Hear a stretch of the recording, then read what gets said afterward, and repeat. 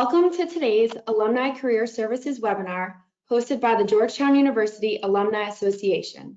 Thank you for taking time out of your day to join us for Finding Work-Life Balance with Hallie Crawford, Certified Career Coach, Speaker, Author, and National Career Expert. I'm Allie Heel, the Regional Engagement Coordinator in Alumni Relations, and I'll be facilitating today's session. As a reminder, you may use the questions section of your GoToWebinar control panel to submit your questions throughout the session or to let me know if you're having any technical issues. Now, on to our presenter. Hallie Crawford is a certified career coach, speaker, author, and national career expert with over 21 years of experience. Her company, Create Your Career Path, is headquartered in Atlanta, Georgia. She is regularly featured in the media, Forbes, CNN, Money Magazine, and Wall Street Journal, and has undergraduate and graduate degrees from Vanderbilt University and the University of Illinois. With over 1,500 success stories, her team of coaches and resume writers help professionals find jobs that make them want to jump out of bed in the morning and go to work. Without further ado, I am pleased to turn things over to Hallie.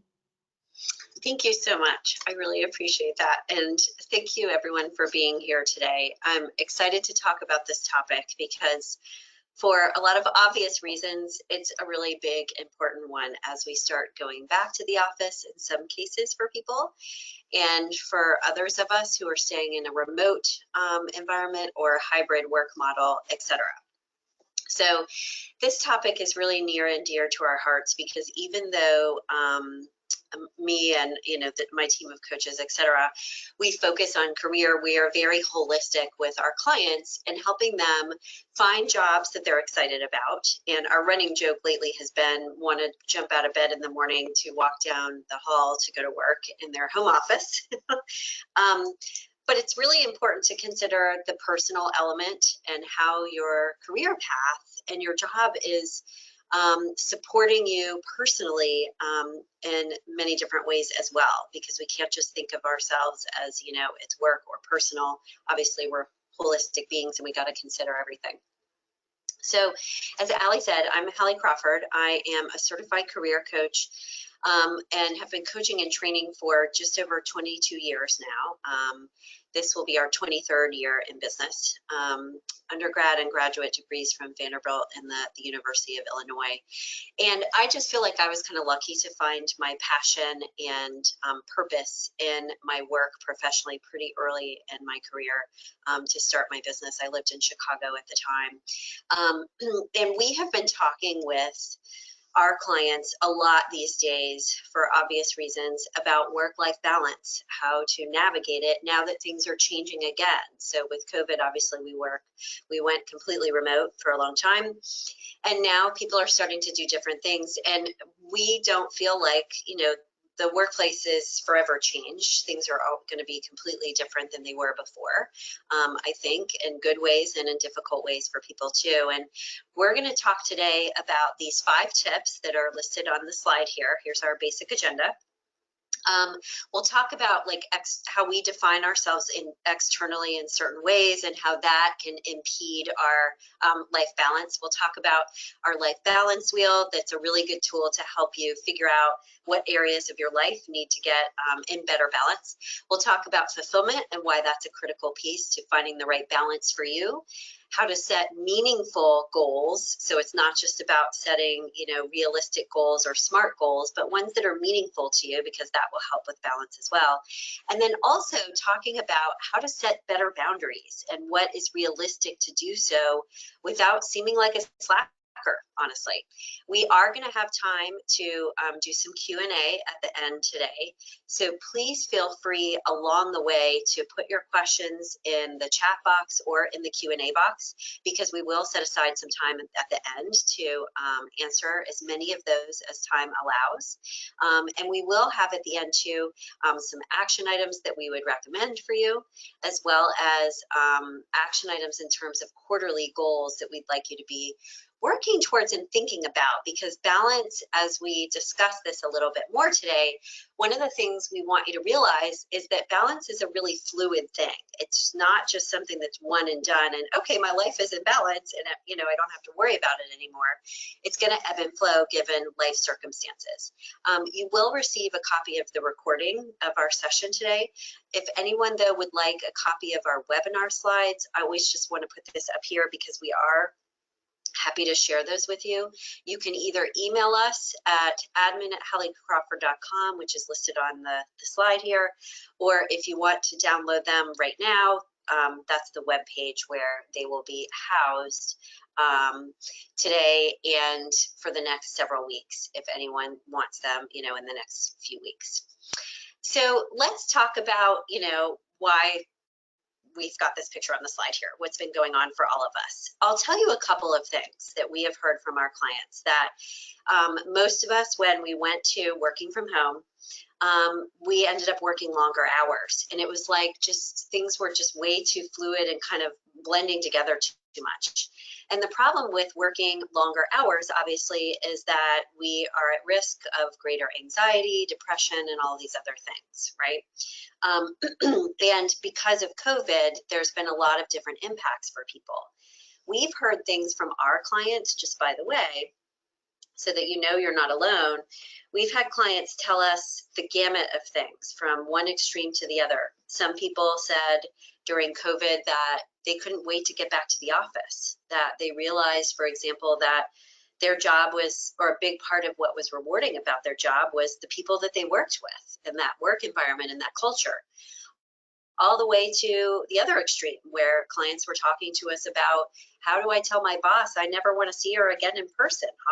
Like I want to work remotely forever. So please know that it's normal to have a lot of different feelings about what balance looks like for you, but also what you'd like it to look like going forward as it relates to work and location of work and everything else. There's other impacts that we have been finding with clients too, if you look on this slide. People who are working from home tend to just log more hours. It's too easy to just walk right into your office. Oh, I thought of this thing and okay, I'll work on it right now. The other thing that we have found and our clients have reported to us a lot is there's this blurred passage of time. And I don't know if you all can relate to this, you probably can, but it's almost like when we're working from home and personal stuff, it's like we don't have as clear of a sense of delineation of time. And I think we can kind of get stuck in a rut. And get like kind of a little more introverted and kind of go inside a little bit more versus reaching out for help, etc. A lot of people have felt like they've become burned out just due to COVID in general, whether it's related to their current job or not. And I think that in addition to the burnout, that for almost everybody, how we view balance in our lives, it's changed enormously. I mean, if nothing else, it's taught us what's really important to us. And we need to think about, okay, how has life balance and how I view it for myself changed since, before COVID and during COVID? What's important to me now? So the good news is that by being mindful and thoughtful and talking about the things we're talking about today, you can find greater work-life balance. Employers are listening more than ever to what their employees want. So I think more than ever, you can ask for more than you were ever able to in the past and not seem like a slacker or that kind of thing. It's an employee's market. Our clients are telling us that their employers are throwing different things at them. I mean, obviously, this isn't every single person, but some of our clients got their bonuses earlier this year because their employer was worried about them leaving. Others are getting educational stipends that they can use, not just for professional development, but one of them, it's for personal too, and he's taking scuba diving lessons. Sounds really nice, right? So you can ask for more than ever before and be a little bit pickier about it. So that's part of the good news. One of the things we want you to keep in mind as we're talking about life balance today, and even beyond this, is that balance is fluid. It's not, like I said earlier, it's not something that's one and done and okay, it's going to be perfection. How you define it is going to change over time. And your life is going to just naturally, organically go in and out of balance based on what's going on in your work life and your personal life too. So try to see it as something that's organic and fluid versus if you're kind of a perfectionist or a judger like I am on the Myers-Briggs, where it's like, okay, I just want to fix this and then it's done. That's not going to happen. And the other thing to really be thinking about too is balance really needs to be how you define it. And we want to be careful about defining life balance based on external, like societal norms, et cetera, and we'll talk about that a little bit more.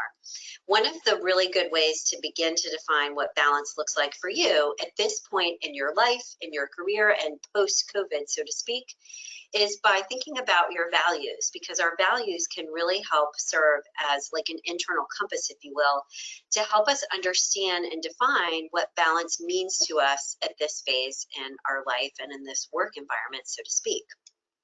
So let's talk about this idea of like a compass a little bit more. Obviously, it's used for orientation and direction. And what we have to be mindful of as it relates to balance is that we go off track when there's interference with our internal compass, so to speak, or there's deviation. And it could be intentional. And what I mean by that is, for example, if you've decided to have a child, you know that your life is going to be out of balance for several years. Well, I would say for the rest of your life a little bit, as my son is 14 now, but you get the gist. Sometimes it's by choice because we're making a major life or career change, and sometimes it's not by choice. That would be COVID as an example. And what we really want you to do is look inside for what balance means to you versus comparing it to how it looks for other people or what you think it should look like or how it should be. Okay, because this problem of external definitions can kind of get us stuck. So let's talk about this first step here. And this is something that I want you all to think about and consider, but to let you know too that for some people, this one will be a bigger deal than others. It kind of depends on the person. So the first step is to start to think about identifying external definitions. How do we define ourselves as a person, a human being, as well as a professional? And what happens to us, it's very common, is we get caught up in our daily lives and we start to define ourselves a little bit more based on external things versus internal priorities, based on the role that we play in our organization, on our profession, how much money we're making, the strengths that we have, past issues we've encountered, status, etc. And in some cases, we might have inherited some values or norms or definitions, etc., from our family or from society that don't necessarily work for us anymore. Maybe they never did, or maybe they don't now. So it's a really good idea to think about how you're defining yourself, basically, or how you define yourself as a person and as a professional. And are you defining yourself more based on external things or more based on good kind of internal things? So quick 2 examples, and these are really basic, but I remember when I first started my coaching practice and my business, that I had this, norm, so to speak, or rule in my head of I shouldn't be working on vacation. Like, you're not supposed to do that. That's bad for life balance. Well, I tried that for several vacations. And guess what? When I came back, I was more stressed out because I came back to a mountain of emails, etc. And so what I've learned over time for me is that balance for me looks more like having a flexible schedule and being able to work at different times of the day, pick up my son from school if I need to, etc. And I work a little bit on vacations, almost all of them. Now, there've been, I try to take a few days fully off and unplug, but that's what works for me. Because I'm less stressed when I get back. I've got my finger on the pulse. It's just better. So think about the ways that you might be defining yourselves externally or following rules that don't necessarily work for you. And what we want to do is identify those and start to move them aside, discard or remove those external definitions that we no longer want or that may not work for us anymore. We want to set our schedule and our actions as much as we reasonably can, because we know that, we all have bosses and we've got to do what our organizations want us to do. But as much as we possibly can, according to what our kind of internal compass is, and be careful of those inaccurate external definitions, so to speak. And one of the things I want to say here, and then we'll keep talking about this definitions and move to the next step, is that what we found too is that if you make really small changes, even in the way you approach your day, the way you prioritize your time, what tasks you work on first, etc. When you talk to a specific coworker or your boss or whatever, those can have huge results on your sense of balance in your day. So what we found from experience with clients is that small tweaks can actually have really big results. So please know that we are not asking you here with our suggestions to feel like you have to go make this huge dramatic change necessarily. You can make these small changes and try them out and see how it goes. Journal about your time. Where do you spend the majority of your time? What are your days typically like? Do you like a time tracker for 3 or 4 days? And then make some tweaks and changes and see what the results are. So what we're wanting to do here with this first step, and if we can go ahead and launch our first poll here, that would be great, is that we want our sense of self to come from the inside out versus the outside in, from our values and what balance looks like to us and playing to our strengths, etc. Because obviously external circumstances can change. And so we don't want to be so attached to those that if they do change, we're devastated, so to speak. So we'll give you a moment to work on this poll. Values, norms, priorities that might be external or inherited from family or society versus ones that are internal and true to who you are. And please know, if your answer is yes, you're not alone. We all have these. It's normal. It's just about being self-aware, okay? And we'll give you a moment to do that, read out the results, and then I'll show you the next slide here in just a second. We're still waiting on some responses, but as of right now, we're hovering around 91% yes and 9% no. Okay, so thank you all for being honest about it. And hopefully, again, this makes you feel not so alone because it's normal. Now, closing the poll out, and thanks for reading those out. That's perfect because I can never find them on my screen. We want you to think, like, the goal here is not to have 10 of these things and you feel overwhelmed. Start and identify what a couple of these things are for yourself and maybe what the biggest ones are and tackle those first. Because the other thing that we have found is it can be this all boats rise with the tide kind of concept, where when you start to make changes in one of these external definitions and start to discard it, so to speak, you'll start to notice that other things are starting to improve as well. So again, small changes, big results. And the goal here with these external definitions, and then we're going to give you some specific steps to start to move them aside, is we want to be like this Mobius strip. I didn't know what this was until I looked this up a long time ago. But in an ideal world, we want our internal world and external world to kind of mirror and flow with each other, that there's that harmony.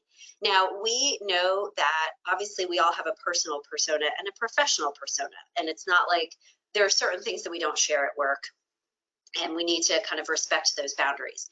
But what we want for people as much as possible is that your personal and professional life can be as seamless as possible, that makes you feel comfortable or in a good way, that you can be as authentic as you need to be in your professional life as well. And there are a few things that you can, action steps you can take to start to create that internal and external harmony. And they're listed here on this slide. I would pick what feels like the most appealing to you and pick one to get started. It could be a self-assessment, like we said. How are you defining yourself internally versus externally? And what's working for you, what's not? And a really good question, I think, these days, especially as we start to come out of COVID a little bit more, what does success mean to you now at this point in your career and in your job? Another thing that you can do if you're more extroverted, for example, is you can interview other people and ask them how do they view you? What adjectives come to their mind when they think about you? What are your greatest strengths, etc. And make sure that what you're doing and how you view yourself is aligned with what they're thinking as much as possible, okay, within reason, in a way that you want it to be. You can create kind of a new story and write a new story in your head and even journal about this a little bit, but ask yourself, how do you want your work day to look now and work week? Big picture from what you've learned during COVID, what's important to you at this point. And then finally, it's a really good idea on a regular quarterly basis to also think about where are my career values and what is fulfilling to me right now? What fills me and what am I passionate about, or what I really enjoy at my job?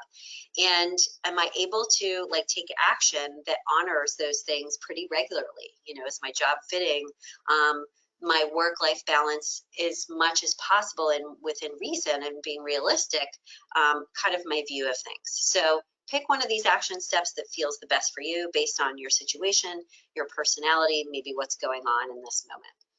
Let's go to our next slide here. And I'm going back and forth, just obviously I've got the two screens. I know we all have that. I talked to someone the other day who said he has like 4 screens. I was like, okay, I don't know how I would manage that. So our second step or piece of advice is to also work on and think about a life balance wheel. And this is a tool that we share with our clients actually at the very beginning of working with them, because it gives us a sense of not just what's going on for them professionally, but also what's going on for them outside of their professional lives that may be impacting their big picture of everything. So it's also a great idea to next complete our life balance wheel, and we'll talk about 4 ways to leverage it. And we highly recommend that as part of your longer term, like strategic career planning or part of your performance reviewing, this could be the personal side for you, if you don't share it with your boss, is to assess this sense of balance quarterly to make sure you're staying on track with it as much as possible, because again, like we said, it's fluid. There are 4 ways that you can leverage this life balance wheel. The first way that we would recommend is to make sure that the categories, if you use the example that we're giving you, and I'll just put here in our chat box, let me see if I can do this. Organizers only. Okay. We'll do this later, but I'm going to put in here admin@halliecrawford.com, and maybe we can share this to everybody in case you're wanting the slides. Adjust the categories. These are the categories on this slide that we would recommend. These are the most common ones, but you can always change them or rename them based on what works for you.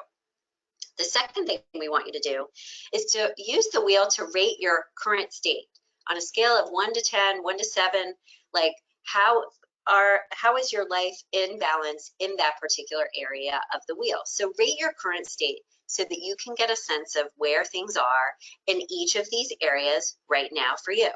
I know this image is a little bit fuzzy, but I wanted to blow it up so you could see. As part of rating the current state, it's a great idea to draw a line between all of the numbers that you've given your current state, because then you've got this great visual of, okay, if this was a wheel on your car, it would be a little bit bumpy, but it gives you that visual of, okay, what are the areas that are going well and what are the areas that I need to work on a little bit more? So current state assessment would be the second step. The third step we want you to take is to define and use the wheel to think about your future desired state.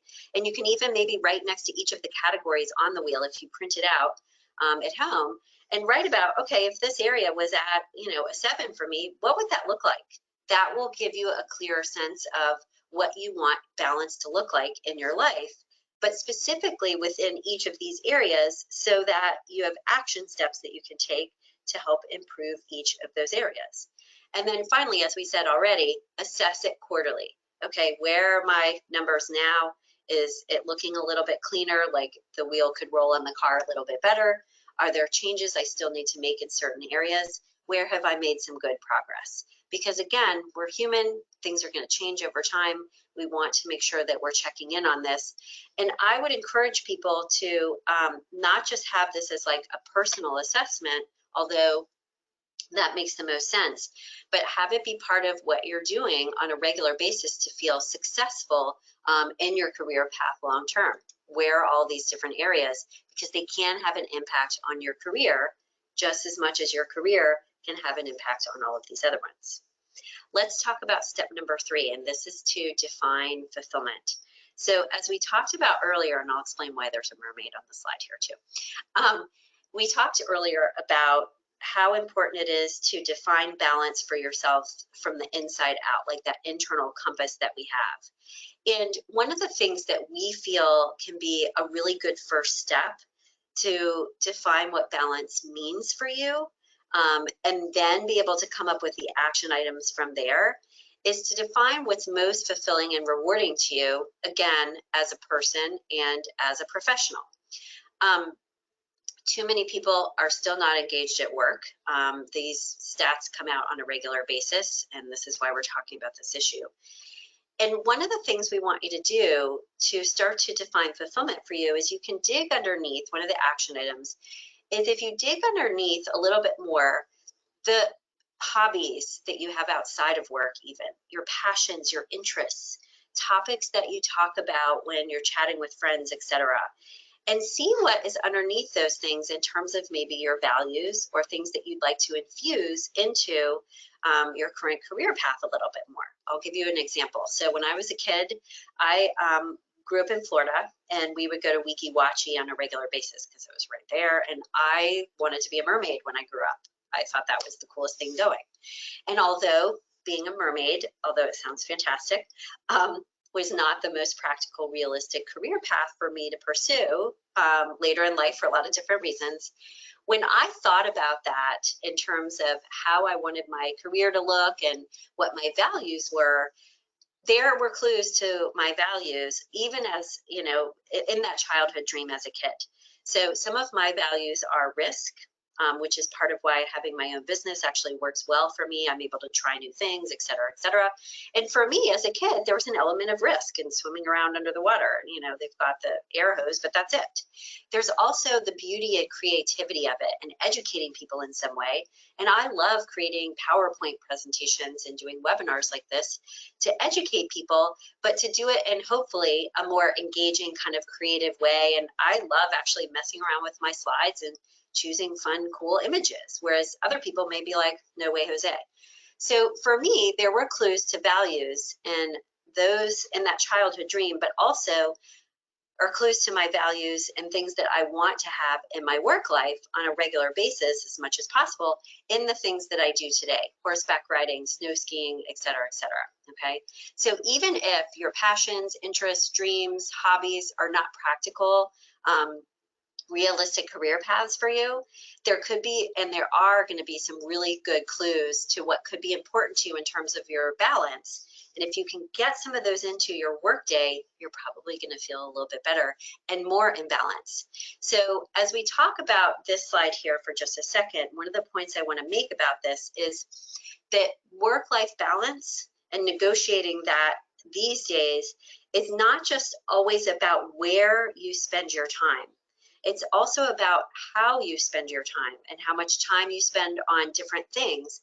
But it's also about if you're honoring your values on a regular basis, because I'll tell you this, even if your life time-wise is more out of balance than you would like, if you are honoring your values on a regular basis and doing things personally and professionally that are fulfilling and rewarding to you, you're going to be able to tolerate the other stuff, things being a little bit out of balance, okay? So a couple of other things that we can do to define fulfillment. We already talked about defining what success looks like for you. That's another way to kind of dig into values. But we do a peak experience exercise with our clients to help them figure out what some of their personal and professional values are. What we mean by a peak experience is it could be a moment in time of their lives, or it could be a period of time. We tend to like people to choose one that was personal. Some people will say a trip to Europe. Another client said once to us, he loved being the high school editor of his yearbook, you know, a really long time ago. There were values in that for him. And if you think about the peak experience for you and write for just a couple of minutes about what was cool about it for you, it's a little bit less about the details of it, but why was it a peak experience? So the high school editor for him, was it about like that he was working with a team? Was it about for him that he was telling other people's stories and he really likes that, you know, deep connection with people, etc.? There are clues to possible values and what your peak experience is for you. So again, focus on what was cool about it for you in order to help you start to think about what some of your values might be. And don't focus overly, like we do want you to think about time management and prioritization for sure. And we'll talk about that as we get into boundaries here in a few minutes. But also remember that it's about these external definitions and being careful about those, as well as honoring your values on a regular basis. Basically, when we're talking about values, and then we'll go ahead and launch the second poll here if we could, When we are talking about values, we are talking about things that are basically your guideposts to fulfillment. So values for us as career coaches, when we're talking with these about them with clients, it's about things that when you align your life or take action in accordance with your values or aligned with your values on a regular basis, you're going to feel lit up inside. It's a little bit bigger than just having a sense of accomplishment, like I got this done and I feel good about that. It's like those times during work or in your personal life when you feel like you're rocking and rolling and things are hitting on all cylinders and you're in the flow, if you will. So we're really curious how many people know what their top 5 give or take career values are. If we could do this next poll, that'd be great. And even if you don't know exactly 5, it's okay to say, you know, I know what some of my career values are. That's totally fine. And just as a quick reminder, I know we talked about doing or leveraging a personal peak experience to identify values. We really like people to do a personal experience first, because that can get closer to the heart piece of it and who you are as a person.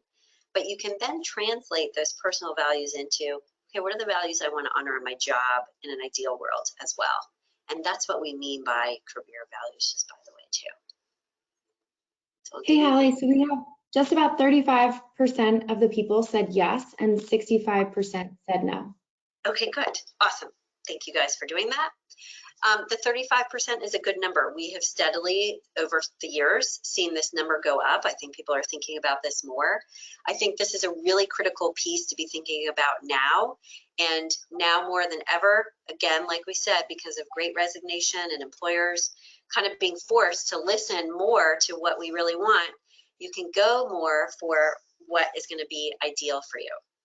Let's talk about defining fulfillment in this other way, or another way to define it as well.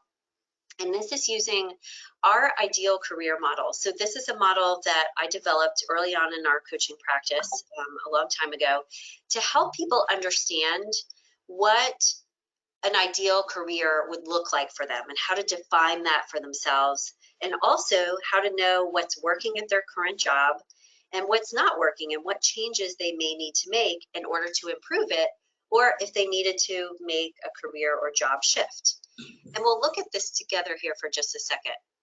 Yeah, did you want to say something? Oh, okay, sorry. It sounded like you were hopping off of mute. Okay, so hold on. Let me think about if I want to go to this. Let me define them first, and then we'll move to the next slide. Just wanted to double check that. So we want you to define fulfillment first, because if you look on the model here, you'll see that it's pretty much the cornerstone of everything else. We find that this is not just important for life balance, but it's really important for being in the right job, because fulfillment impacts every other piece of the model and vice versa.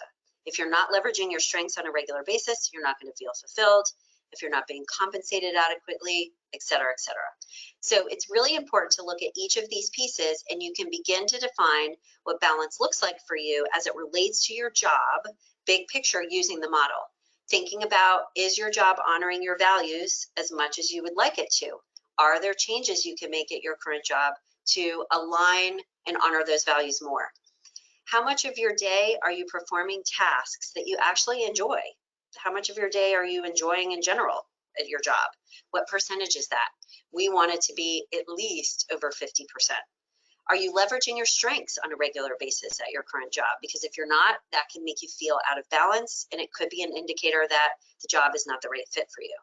Are you leveraging your education and your experience in a way that you want to?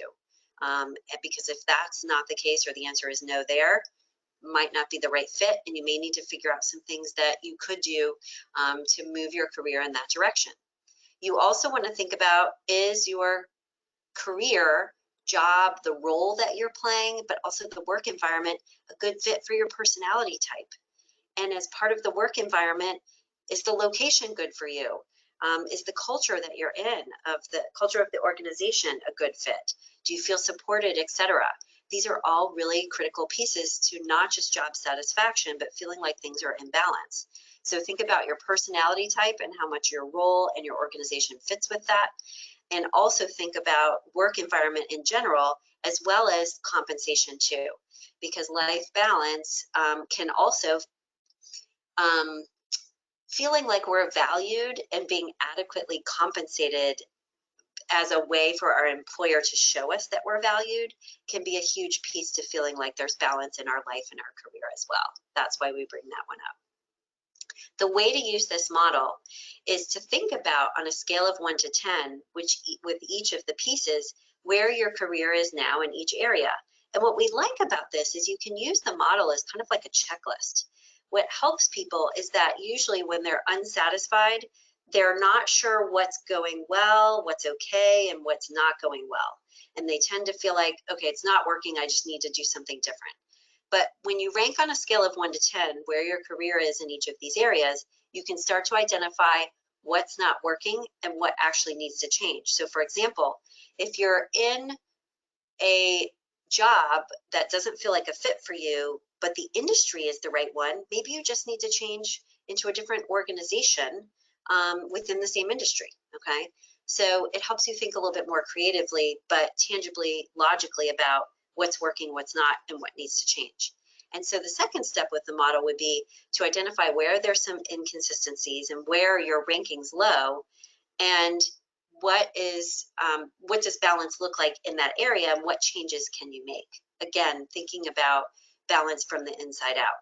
Now, as we move to our next step out of 5, so we'll talk about step number 4, we talked about balance coming from the inside out, but we also need to be realistic about the changes that we can make. So one of the things we want you to think about too is we always want people to try to make changes at their current position if they feel like they can, just because it's worth looking in your own backyard, because like we said earlier, small steps can have big results, or small changes can have big results.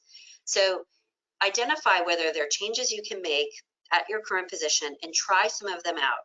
Just give yourself 3 months or a month or whatever it is to say, let me try out these 4 different things, see what happens, and I'll reassess next quarter or whatever it is and make a decision about what I need to do.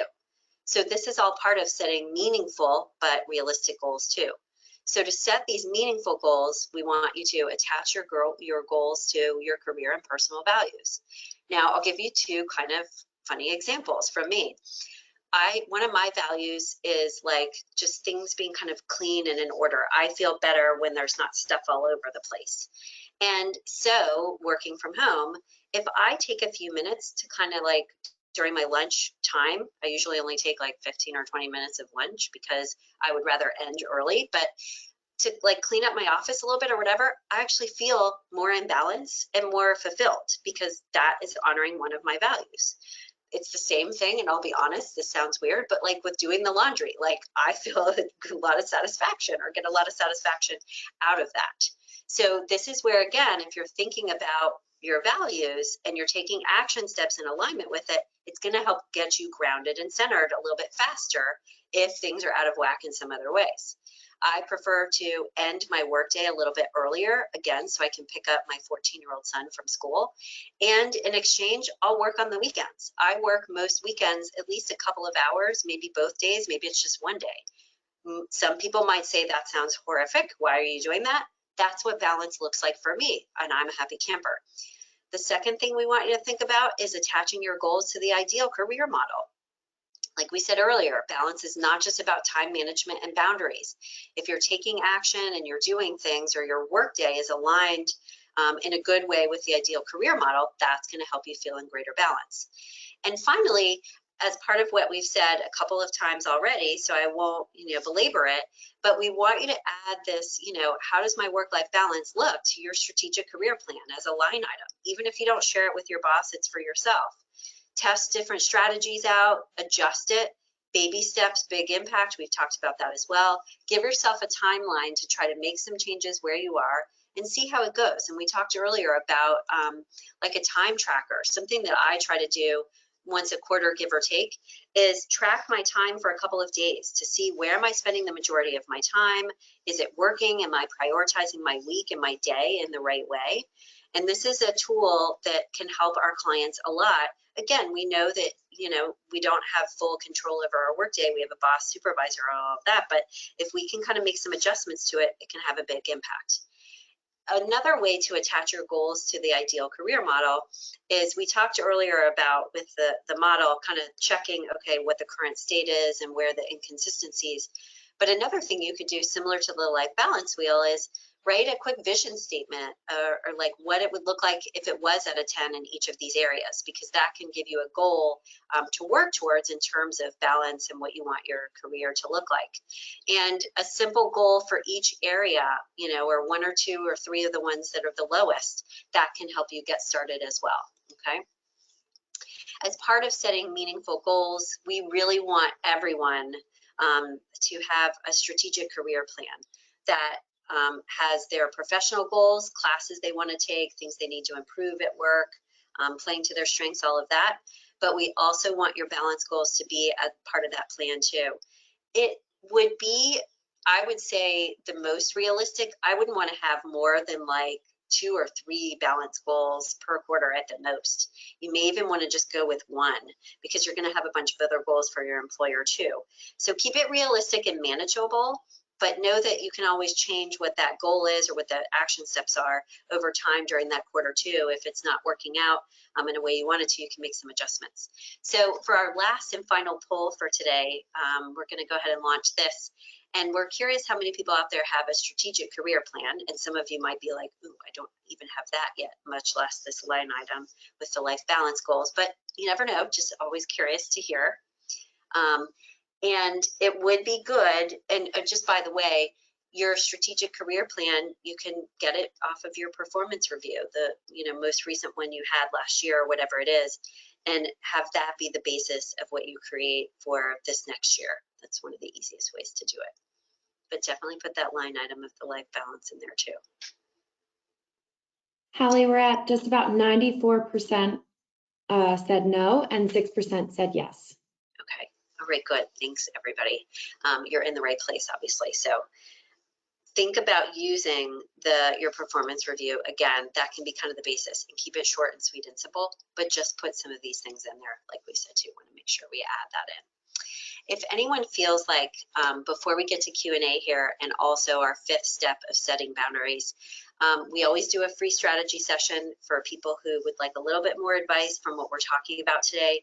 If your situation is really specific and unique, sometimes it requires a quick phone call for me to like get a little bit more sense of what's going on in the background to give really accurate advice.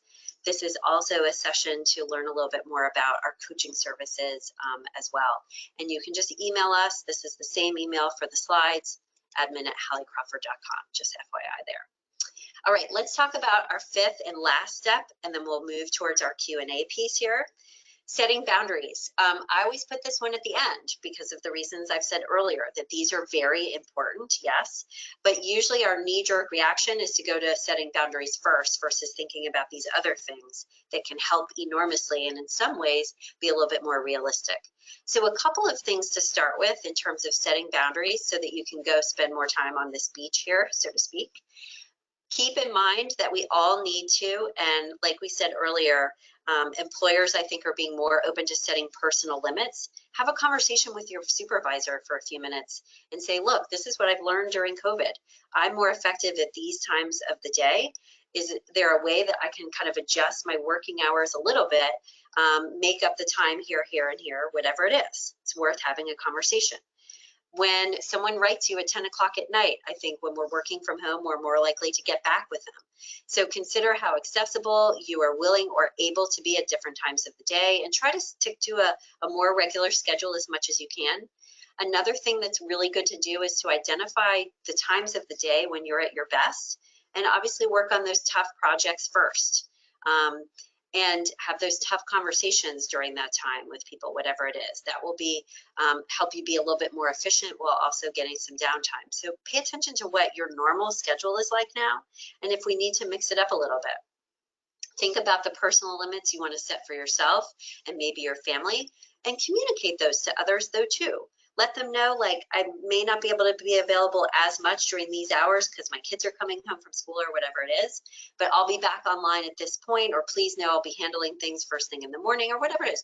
Over communicate. The more you communicate and kind of let people know, the better, because that sets expectations in advance, and then people aren't caught off guard or left wondering. Think about when you're going to check your email. If you need to check it like every single hour because of the type of job that you're in, or can you check your email like twice a day or whatever? And when are you going to respond to people? Do you have to do that every single day, or is it every other day? Again, depending on the type of job that you're in. And as we said earlier, some of these kind of agreements or boundaries you may communicate in an agreement or setting an agreement with your supervisor, or if there's a deadline coming up, again, just communicate about things a little bit more so that people aren't operating in a vacuum. And you may want to go ahead and set some boundaries by negotiating a little bit, like reworking some things with your supervisor now that you're going back to a hybrid model or back to the office. Prepare a plan in advance, though. When you have a conversation with them and you're asking for something, have some suggestions about how you're going to work around it. Don't just toss something in their lap and expect them to solve the problem, okay? So go in with a plan, be prepared. Come in also with specific results that you think would be achieved and why you might be more productive as a result of the changes that you're asking for example. And consider some compromises. If you can't get exactly what you're looking for, is there kind of an in-between that you can ask for that would be a little bit more reasonable? So go for what you really want, but be prepared to negotiate and think about some other things that you would be happy with if you can't get that exact thing. And then finally, it is really important to set boundaries. In some cases, really just making sure you're unplugging and recharging. Make sure that you quiet your work email on your phone at night, for example, if you've gotten the habit of having that on working from home. Ask for a deadline from people on a regular basis if they don't give you one normally. Just, again, that's that communication thing. And keep in mind, too, that there are times when it is really important to totally unplug and recharge. But again, like I said earlier with my vacation example, it doesn't have to be the whole vacation necessarily. Maybe you are more of a unplug and recharge for a specific time, in the afternoon, and then you get back to family life or whatever it is. So just make sure that you are taking full-on breaks, but figure out a way to do it that can work with your family schedule and your work schedule as well, even if it's a little bit shorter time frame. And in some cases, it could be during the workday. And as kind of our last thought before we get to action steps we would recommend and Q&A here, make sure that you get support with the things that we're talking about today. Leverage technology that for your downtime. The app Calm is really good for meditation, but also there could be technology or apps, etc., for work that can help you be a little bit more effective and use your time more effectively. So make sure that with these life balance goals, whatever they are for you, that you have like an accountability partner or get some sort of support from people, because that can make a difference between actually taking action and not, and being more effective with it. So let's move to action steps that we would suggest that you take if you're looking for something really tangible and specific and want to know if I had to choose the top ones, what I would do. The two are that my top ones are listed on the slide here. I like the ideal career model to think about work and how that picture looks first. And your top 3 career values. You could also leverage the life balance wheel. And let's go ahead and start to look at any questions that have come through either in the chat or the Q&A box. Just as an FYI, depending on how many questions we have today, if we don't get to all of them, you can email us and get a copy of the slides at admin@halliecrawford.com. It's listed on the bottom of the page here. This is the email where you can set up a time to chat with me, but you can also get the slides and you can also ask questions later on too, okay? All right, so do we have any questions? I don't see any in the chat, but like we talked about earlier, I can't necessarily see where the Q&A box is, so let me know. A few have come in to the Q&A box. So in talking about your top 3 values, one of the questions was, I guess, how do career values differ from personal values? Great question. So usually, well, I'll say a couple of things. For most people, a lot of their personal values, they want them to be honored in some way, shape, or form in their career. So a lot of times our clients will say the majority of my personal values are going to be, or I want them to be honored in my career in some way. It just may be in a different way than it looks in my personal life. But one way to kind of differentiate between the two is list them in order of priority. A lot of times people's like top 1, 2, or 3 values, they're so important to them that they usually want those personal ones to also be honored in professional ones and move over. And as you get lower on the list, sometimes people will say these are just okay in my personal life.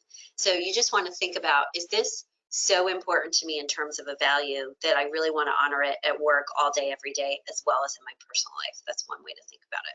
Great question. Awesome, thank you. The next question that we had was, do you have suggestions for how to create and build a more flexible schedule if you feel like your organization or your boss doesn't necessarily prioritize balance during the day and on the weekend? Yeah, this is hard because we can't single-handedly change the culture of our organization, right?